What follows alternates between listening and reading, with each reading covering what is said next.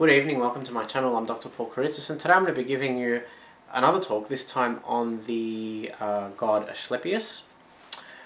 Asclepius, the Greek god of healing and medicine, was the son of the god Apollo and Coronis, a Thessalian princess, and he was highly revered in all of Greece proper.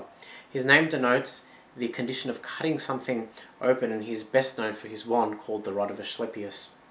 The latter is comprised of a staff surmounted by an entwined serpent and occasionally a pair of wings, mythical symbols which recall elements indigenous to the divine, like knowledge, wisdom, grace, faith, magical power, authority, the duality of being, and fundamental unity.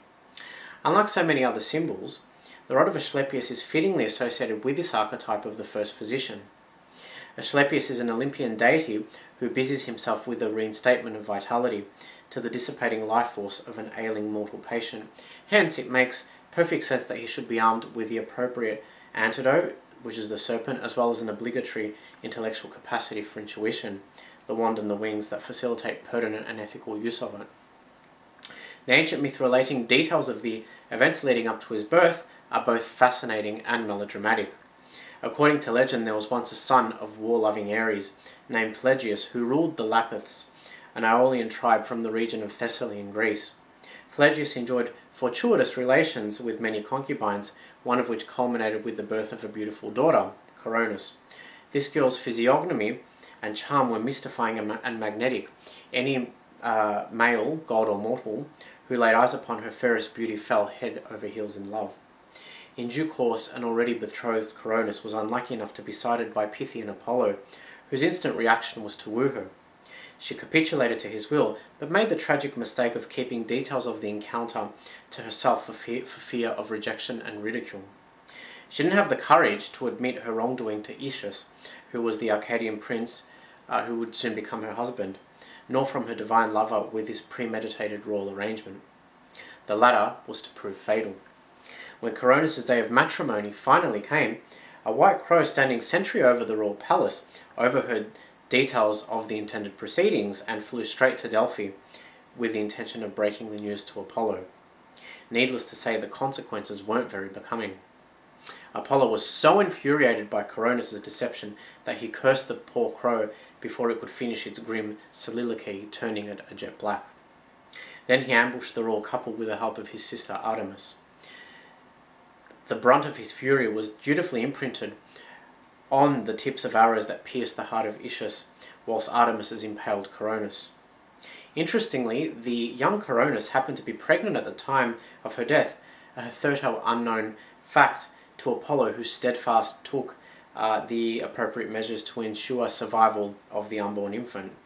He liberated the baby boy from the womb of its dead mother by preternatural means and bequeathed it the name Asclepius before entrusting its care and well-being to Chiron, a benevolent centaur who raised orphan children in amorous environments and offered instruction in the divine art of medicine.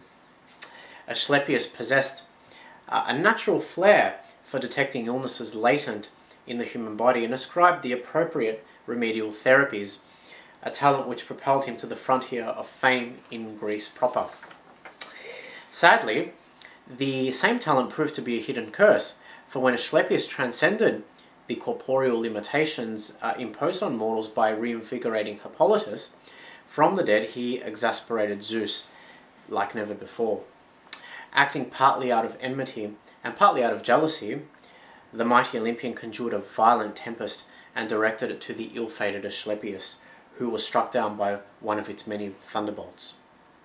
Many classical myths attribute Asclepius's ability to reanimate the dead to the acquisition of Medusa's blood through the intercession of Pallas Athena, who managed to collect it in phials when Perseus was beheading the dreaded Gorgon. Word has it that the blood of the Gorgons exhibited a dual metaphysical nature.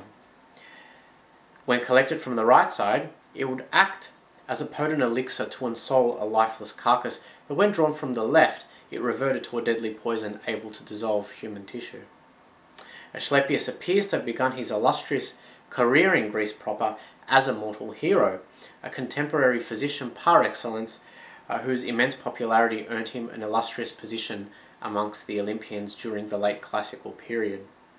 He married a woman called Epionia, of which little is known, and had 6 daughters, who were Hygeia, which means hygiene, Iaso, which means medicine, Meditrina, which means serpent bearer, Akeso, which means healing, Aglea, which means healthy glow, and Panatia, which means universal remedy.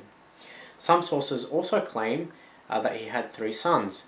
So he had Pedalirius, Telesphorus, and Machaon. During the classical period, Asclepius' main cult centre was Epidaurus, or Epidavros, a settlement wedged in the northeastern corner of the Peloponnese. As believers in Imarmeni, or fate, would visit the Delphic oracle to discover what lay in store for them in years to come, so too did the ailing, frequent ancient Epidaurus for the restoration of their health. Healing was sought in echimesis, which is the practice of sleeping in the innermost sanctuary of the Asclepian temple, or which was called the Abaton, in hope that the god would unveil a remedy through dream states. Non-poisonous snakes, the earthly incarnations of the god, were sometimes allowed to slither amongst the sickly as they slept on the floor of the sanctuary. On the following day, priests or priestesses would debrief the respective patients, offer an interpretation of the visions, and propose an appropriate course of action. Hence, it would not be incorrect to say that the ministers of Asclepius were Hellenistic shamans, spirit seers, dream interpreters, and physicians all in one. They would frequently recommend, among other things, recurrent visits to baths and gymnasiums, as well as passive participation in comedies at Epidaurus' colossal theatre. The Greeks believed that laughter was the best medicine for any illness, and the theatre at Epidaurus was used as a medium through which that inexpensive and natural mode of therapy could be trialled. Asclepius' sacred animal was the cock or rooster, and his Latin equivalent is Asclepius. I hope you've enjoyed that little post on Asclepius. I will see you next time for the continuation of the Greek Gods and Goddesses tour. See you then.